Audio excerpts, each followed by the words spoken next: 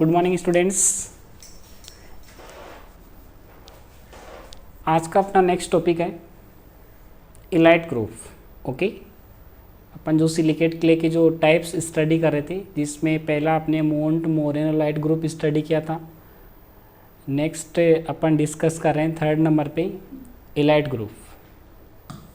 Okay, elite समूह जिसको अपन बोलते हैं, ये तीसरा जो लास्ट प्रकार है जो 1 बाय 1 करके अपन डिस्कस कर रहे थे। पहली इंपॉर्टेंट बात ये आती है कि इसको हाइड्रस माइका बोलते हैं। ये बात आपको ध्यान रखना है कि जो थर्ड ग्रुप होता है सिलिकेट क्ले के प्रकार में, पहला आपने मोंट मोरेनोलाइट जो ग्रुप था वो डिस्कस किया था।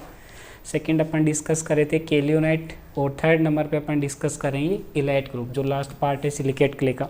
ओके, बात करते हैं इसमें इलाइट खनिज पाई जाती है। ये कुछ प्रॉपर्टीज़ होती है जो आपको ध्यान रखनी है। जब अपन माइक्रोस्कोप के अंदर इनका अध्ययन करते हैं तो कुछ ये गुणधर्म वहाँ पे दिखाई पड़ते हैं जो मोस्टली आपको याद रखने पड़ेंगे।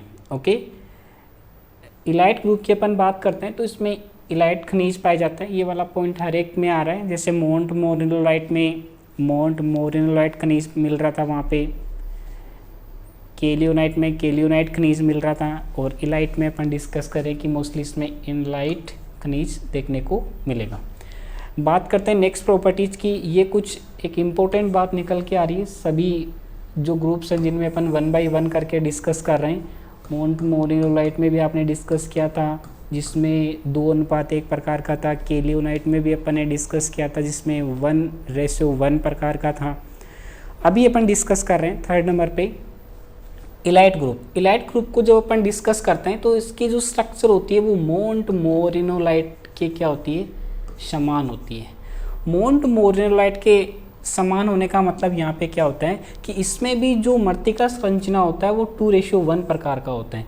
2:1 का मतलब अपन ने पहले भी डिस्कस कर लिया है। 2:1 का मतलब ये है कि जब अपन हाई स्ट्रेंथ की माइक्रोस्कोप के अंदर या अंडर माइक्रोस्कोप जब आप इनका अध्ययन करते हो इन ग्रुप्स का सिलिकेट क्ले का, तो वहाँ पे क्या होता है, 2 परतें आपको सिलिका की दिखाई पड़ती हैं और एक परत वहाँ पे किसकी दिखाई पड़ती है, एल्यूमिना की। सिलिका का मीनिंग यहाँ पे क्या है, SiO2, और एल्यूमिना किसको बोलते हैं, Al2O3 को। तो इसके आधार पे 2:1 का मीनिंग आपको समझ में आया होगा कि 2 परतें किसकी दिखाई पड़ेंगी, सिलिका की, और एक परत जो है वो किसकी मिलेगी, एल्यूमिना की मिलेगी। ये किस में होता है, मोंट मोरेनोलाइट में भी ऐसा ही होता है, और ये सेम संरचना जो होती है वो किस में मिलती है, इलाइट ग्रुप में मिलती है। तो ये बात आपको ध्यान रखेंगे। जो केलियोनाइट था उसमें जो संरचना सूत्र था वो 1:1 प्रकार का था। 1:1 का मीनिंग वहाँ पे क्या था कि उसमें दोनों जो परतें होती हैं, ये अपन ये बोल सकते हैं कि एक परत वहाँ पे एल्यूमिना की थी और दूसरी परत किसकी थी, सिलिका की थी। इसलिए दोनों मतलब कि 1:1 का मतलब एक एक परत थी वहाँ पे वो प्रेजेंट थी। बट यहाँ पे 2:1 का मतलब क्या है कि 2 परतें सिलिका की होती हैं और एक परत किसकी होती है, एल्यूमिना की होती है। इसलिए इसका जो संरचना जो रेशियो है वो किस प्रकार का है, 2:1 प्रकार का। ये बात आपको समझ में आ गई होगी।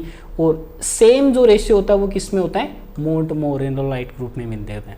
ओके, नेक्स्ट अपन बात करते हैं इसमें जो एल्यूमिना की परत होती है उसकी दोनों साइड में सिलिका की परतें होती हैं। ये बात पे आपको ध्यान रखना है कि जब अपन इसका अध्ययन करते हैं अंडर माइक्रोस्कोप या माइक्रोस्कोप के अंदर इस ग्रुप का जब अध्ययन किया जाता है तो दोनों, या आप ये बोल सकते हो कि एल्यूमिना की परत के दोनों साइड में क्या मिलती है, सिलिका की परतें वहाँ पे प्रेजेंट होती हैं।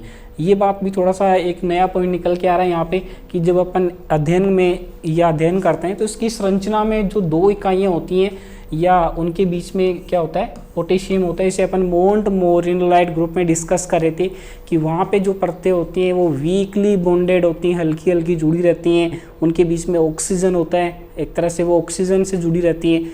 बट यहाँ पे क्या होता है, इन दोनों इकाइयों के बीच में पोटेशियम पाया जाता है। ये बात आपको थोड़ी ध्यान रखनी है। और जिसके कारण जो होता है ये मोंट मोरेनोलाइट ग्रुप जो होता है उसके अपेक्षा कम प्रसारित होती है। कम प्रसारित होने का मतलब कम फैल पाती है। जैसे आपने फैलाव और संकुचन पढ़ा था। फैलाव का मतलब था कि जब मृत्तिका जो होती है वो जल के संपर्क में आती है तो वो जल के अणुओं को अवशोषित करती है और कुछ फैल जाती है, उसके कण थोड़े दूर हो जाते हैं। बट यहाँ पे अपेक्षाकृत क्या होता है, जब अपन इस ग्रुप पे स्टडी करते हैं तो मोंट मोरेनोलाइट के अपेक्षा यहाँ पे क्या होता है, ये कम प्रसारित हो पाती है क्योंकि इसके बीच में क्या पाया जाता है, पोटेशियम पाया जाता है। ये पॉइंट भी आपको ध्यान रखना है। संरचना सूत्र कुछ इस प्रकार का होता है इसका, KAl4Si8O20OH का होल 4। ये बात आपको ध्यान रखनी है। ये आपके सिलिकेट क्ले के कुछ प्रकार थे जो 1 बाय 1 करके अपन ने क्या किए, डिस्कस किए। ओके, बाकी अपन नेक्स्ट क्लास में डिस्कस करेंगे। थैंक्स।